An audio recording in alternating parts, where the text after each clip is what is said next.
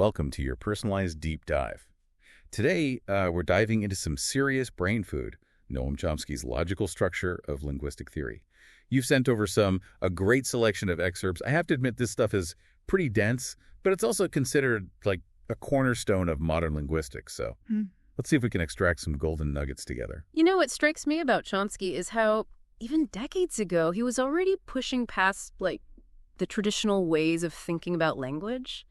He wasn't content with just labeling parts of speech. He wanted to understand the system beneath, the mental machinery that lets us create and understand an infinite number of sentences. Okay, so let's start with something seemingly basic. What exactly is a language, according to Chomsky? In the source material, he defines it as a set of sentences built from a finite alphabet. On the surface, that sounds pretty straightforward, but I can already sense there's more to it. Right. It's deceptively simple. We have this limited set of sounds, but we can combine them in endless ways to express incredibly complex thoughts. That's where the power of grammar comes in. And Chomsky's concept of generative grammar completely revolutionized how we think about it. So I'm guessing this isn't just your typical grammar lesson with, diagramming sentences. Not at all. A generative grammar isn't just about describing sentences. It's a set of rules that can actually create all the possible grammatical sentences in a language. It's like having a blueprint for language itself, and it implies that this blueprint exists somewhere in our minds. Whoa, that's a pretty mind-blowing concept. So instead of simply memorizing correct sentences, our brains are actually using a system, a mental grammar, to generate and understand novel utterances, like we have this innate linguistic code that allows us to navigate the infinite possibilities of language. Exactly. And that brings us to a particularly tricky question. What does it even mean for a sentence to be grammatical? We often rely on our gut feeling. Something either sounds right or it doesn't. But Chomsky argues it's much more nuanced than that. That's interesting. I always assumed a sentence is either grammatically correct or incorrect. Makes you say it's more complex than that. Well, the source material highlights how there are actually degrees of grammaticalness. We might hear a sentence that sounds a little off, but we can still recognize its underlying structure. And even more intriguingly, we can judge sentences we've never heard before as grammatically correct. So you're telling me that even if I come up with a completely new sentence, my brain can still tell if it follows the rules of grammar. That's incredible. It means there's a system at play, not just a list of memorized rules. This completely changes how I think about language. And this ability to judge the grammaticality of novel sentences is a key piece of evidence for Chomsky's idea of an innate language faculty. It suggests that we're not just blank slates when it comes to language. We have a built-in capacity for understanding and generating grammatical structures. This is all getting pretty deep, but it also makes me wonder, how do we go from this underlying grammatical structure to the actual sentences we speak and hear? That's where Chomsky's concept of deep structures and transformations comes in.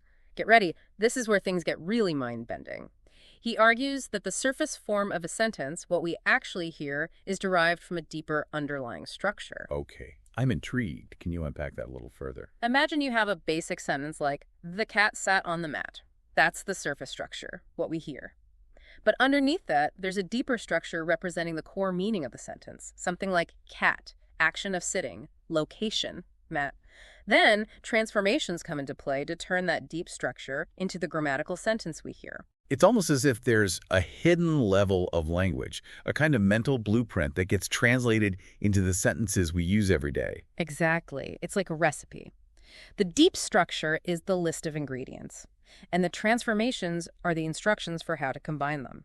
And these transformations can change word order, add elements, or even alter the grammatical function of words. Wait, so you're saying the simple sentence, "the cat sat on the mat," has a whole hidden structure behind it. Can you give me a concrete example of how a transformation might work on that sentence? Absolutely. Let's say we want to emphasize the mat instead of the cat.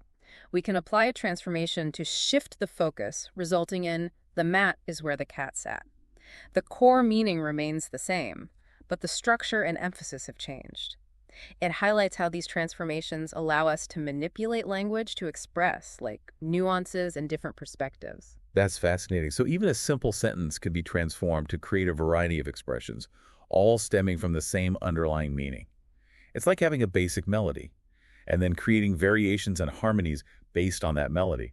I like that analogy. And these transformations can get even more complex when we think about things like embedding clauses within sentences or turning statements into questions. It's like having a set of tools that allow us to build like increasingly intricate linguistic structures. Okay, so we've got these kernel sentences as our foundation, Hmm. and then transformations allow us to build upon them.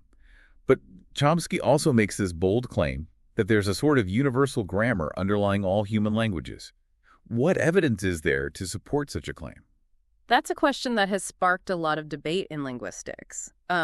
While there's no definitive answer, there are certainly intriguing patterns that emerge when you compare different languages. For instance, all languages seem to have ways of forming sentences with subjects and predicates. They all have mechanisms for asking questions, and they all have ways of expressing negation. So even though languages may sound completely different on the surface, there could be a shared underlying structure, a kind of universal blueprint for language. Exactly. It's like different architectural styles. A Gothic cathedral and a modern skyscraper might look completely different, but they both rely on fundamental principles of structure and engineering. That makes sense.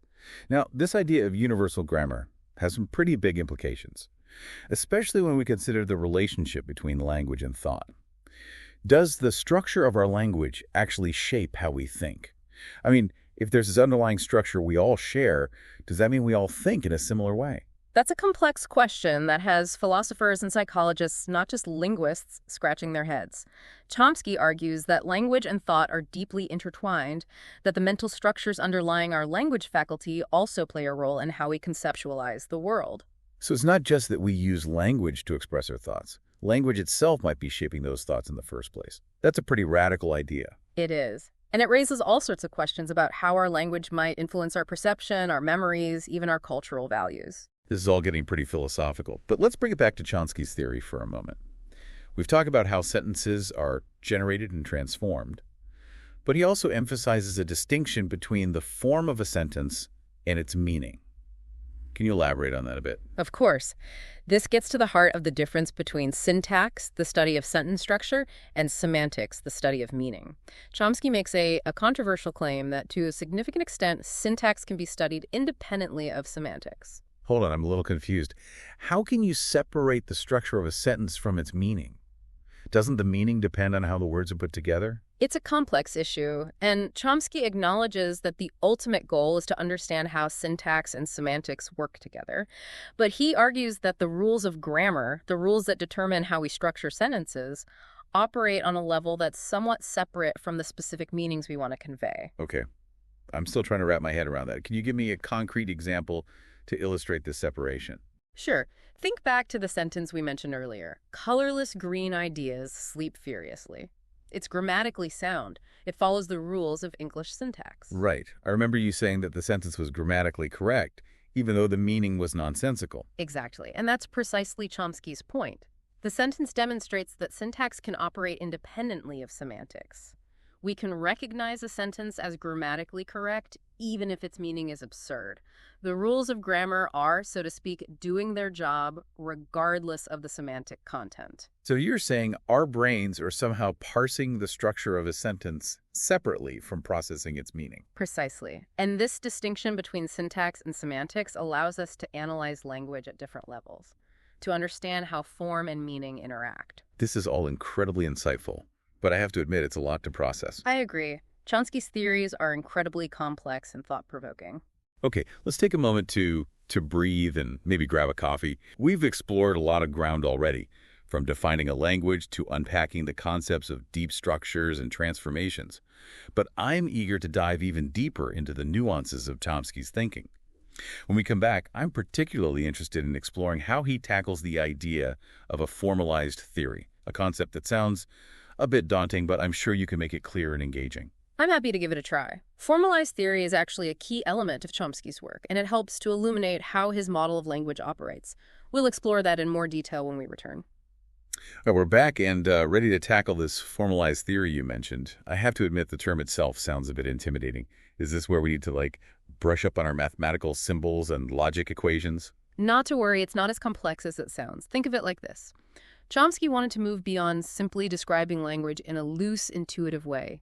He aimed to create a precise system, a set of rules that could generate all and only the grammatically correct sentences of a language. So it's like creating a kind of linguistic code, almost like programming a computer to understand and generate language. Is that the idea? That's a great way to put it, and there are a couple of reasons why this formalized approach is so important. First, it forces us to be incredibly explicit about the rules of grammar. We can't just rely on our gut feeling of what sounds right. We need clear, unambiguous definitions that can be tested and refined. So it's not just about describing language, it's about creating a model that can actually predict what is and isn't grammatically correct. Exactly. And that predictive power is one of the most exciting aspects of Chomsky's theory. It allows us to test the model by generating completely new sentences and seeing if they fit within the grammatical framework. So it's like having a blueprint, not just for the language we already know, but for all the potential language that could be created. That's pretty powerful. It really is, and it speaks to the creative and ever-evolving nature of language itself. It's not a static system, it's a dynamic process of rule-based generation and interpretation. This all makes sense in terms of the structure of language, but I'm still wrestling with this separation between syntax and semantics. If the ultimate goal was to understand how we extract meaning from language, how do we bridge that gap? How do we get from the formal rules of grammar to, like, the richness and subtlety of human communication? That's the million-dollar question. And it's one that linguists are still grappling with today. Chomsky himself acknowledges that.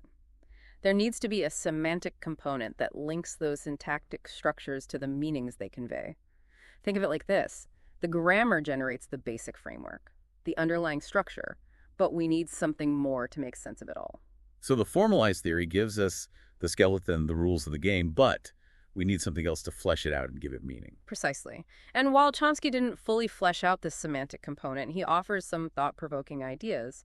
He suggests that the deep structure of a sentence might already contain the core meaning, and the transformations just alter the form while preserving that meaning. So the deep structure acts like a semantic blueprint, and the transformations create variations on that theme. That's a great way to think about it. The semantic component would then interpret those deep structures, taking into account context and other factors to arrive at the full meaning of the sentence. Wow, this whole deep dive has really stretched my brain in the best way possible.